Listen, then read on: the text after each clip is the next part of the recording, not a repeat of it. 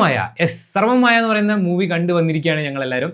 So എങ്ങനെ ഉണ്ടായിരുന്നു പടം എന്നൊക്കെ നോക്കുന്നതിന് മുമ്പ് നിവിൻ പോളി ഈസ് ബാക്ക്. നിവിൻ പോളിയുടെ ഒരു അഴിഞ്ഞാട്ടം തന്നെയാണ് ഈ ഒരു മൂവി എന്ന് പറയുന്നത്.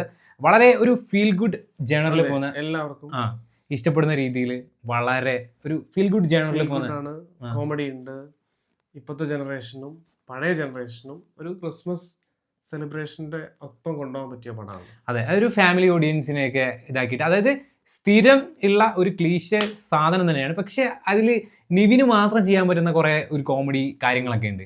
അത് പ്രേക്ഷകരിൽ പൊട്ടിച്ചിരിപ്പിക്കുന്ന ഫാമിലി ആയിട്ട് വന്നാൽ ഉറപ്പായിട്ട് നിങ്ങൾക്ക് ഇഷ്ടപ്പെടുന്നുള്ള കാര്യത്തിൽ ഒരു സംശയവും വേണ്ട. പിന്നെ കഥയിലേക്കൊക്കെ നമ്മൾ പോവുകയാണെങ്കിലും സ്ഥിരം കണ്ടു വളർന്ന ഒരു പാറ്റേൺ ആണ് ഇവർ ഇതിനകത്ത് പിടിച്ചിട്ടുള്ളത്. പക്ഷേ ആ പാറ്റേണിനെ വേറൊരു രീതിയിൽ കൊണ്ടുപോകാൻ ശ്രമിച്ചിട്ടുണ്ട്. പിന്നെ എടുത്തു പറയേണ്ടത് അജു വർഗീസ് നിവിൻ കോംബോ.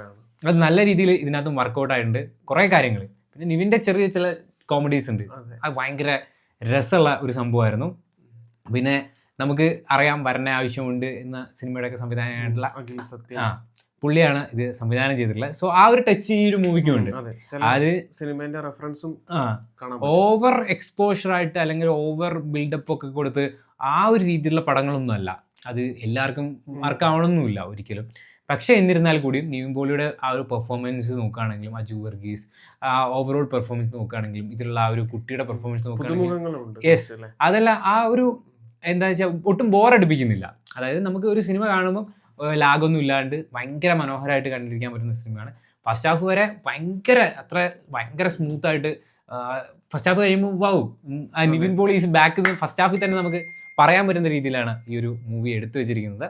പിന്നെ കളർ ഗ്രേഡൊക്കെ നമ്മുടെ ഈ ഒരു രീതിയിൽ തന്നെ വരണേ ആവശ്യമുണ്ട് എന്നുള്ള രീതിയിൽ തന്നെയാണ്. പിന്നെ അഖിൽ സത്യൻ സ്ഥിരം സിനിമയിൽ യൂസ് ചെയ്യുന്ന ആ ഒരു പാറ്റേൺ, പിന്നെ ഇത് മിക്സ്ഡ് ഇമോഷൻസ് ഈ സിനിമയിൽ കൊണ്ടുവന്നിട്ടുണ്ട്. ഒരു കോമഡി എന്നുള്ള രീതിയിൽ അല്ലെങ്കിൽ ഹൊറർ എന്നുള്ള, ഈ സിനിമ വന്നിരിക്കുന്നത് ഫാന്റസി ഹൊറർ തീമിലാണ് വന്നിരിക്കുന്നെങ്കിലും ആ ഹൊറർ എന്ന് പറയുന്ന എലമെന്റേ ഇല്ല അല്ലേ.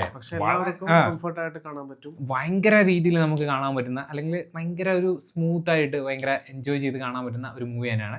സോ ക്രിസ്മസ് ദിനങ്ങളിൽ അല്ലെങ്കിൽ ഈ വെക്കേഷനിൽ നിങ്ങൾക്ക് തീർച്ചയായിട്ടും ടിക്കറ്റ് എടുത്ത് കാണാൻ പറ്റുന്ന ഒരു പടം തന്നെയാണ് നമ്മുടെ സർവമായ എന്ന് പറയുന്ന പടം. അപ്പോൾ എല്ലാവരും പോയി കാണുക. എന്നിട്ട് നിങ്ങളുടെ അഭിപ്രായം നിങ്ങൾ കമന്റ് ബോക്സിൽ രേഖപ്പെടുത്തുക. ഇഷ്ടപ്പെട്ടാൽ ലൈക്ക് അടിക്കാൻ മറക്കല്ലേ.